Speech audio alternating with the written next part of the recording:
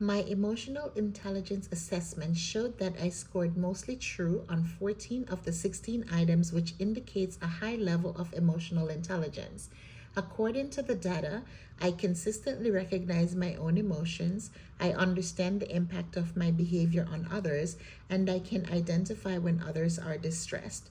These strengths align closely with effective leadership, which emphasizes empathy, emotional connection, and care in relationships. They also align with my personal mission as an educational leader, which is to lead with compassion, integrity, and a commitment to the community's flourishing. From a Christian worldview perspective, we've learned that leadership is fundamentally about service. In Galatians 5, verses 13, the Apostle Paul calls for believers to serve others humbly and act with love, justice, and moral responsibility. My servant leadership reflects this orientation. I scored mostly true on items such as meeting the needs of others before my own, enabling others to feel ownership, and giving credit to others. These behaviors demonstrate a leadership identity rooted in service before self interest, which is central to both Christian leadership and effective leadership practices. My assessment of ethical maturity and moral courage also reinforced this alignment. I scored mostly true on statements such as owning my mistakes, acting according to my conscience, and speaking out against organizational injustice.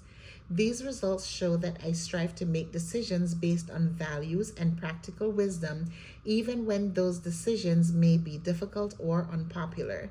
This is essential for educational leaders who must navigate complex ethical dilemmas while maintaining fairness and dignity for all stakeholders. Applying emotional intelligence, moral leadership, stewardship, and servant leadership in professional practice can yield monumental benefits. First, emotional intelligence requires leaders to care more about others than they do themselves, which aids in strengthening relationships and building trust. When leaders understand and manage emotions effectively, they create a safe and supportive environment where staff and students feel valued. Second, moral leadership enhances credibility. When decisions are grounded in ethics rather than convenience, leaders earn the respect of their communities. Third, steward leadership and servant leadership empowers others. So, by developing people, sharing leadership, and fostering collaboration, leaders can build strong teams and sustainable systems. To continue building capacity in these areas, I plan to use a few specific strategies, one of which is reflective journaling, to deepen my self awareness and identify emotional triggers, especially since one area of the test noted that I had difficulty relaxing under pressure. Another strategy is intentionally seeking diverse perspectives before making decisions, which strengthens empathy and inclusiveness. I also plan to engage in professional learning communities focused on ethical leadership and restorative practices to enhance my moral reasoning and relational skills. Showing meaningful appreciation in the workplace is also another vital component of effective leadership.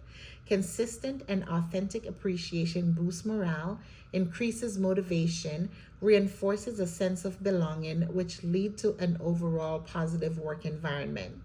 When people feel valued, they are more inspired to contribute their best efforts. One strategy I plan to implement is a weekly gratitude practice in which I will intentionally recognize staff members for specific actions that align with our school values.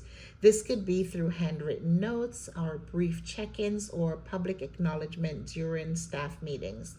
Finally, I want to share an example of how moral leadership and courage could be applied in my current workplace. So, my job title recently changed from inclusion specialist to development specialist, but the essence of my job remains the same, which is to modify behavior and reduce expulsions. So, let's imagine discovering that certain student groups are being disciplined at disproportionately higher rates. Research on the school to prison pipeline shows that these disparities are not random. So, for example, Meisel et al. 2006 2016 found that Black students and boys are disciplined at significantly higher rates, increasing their risk for entering the juvenile justice system.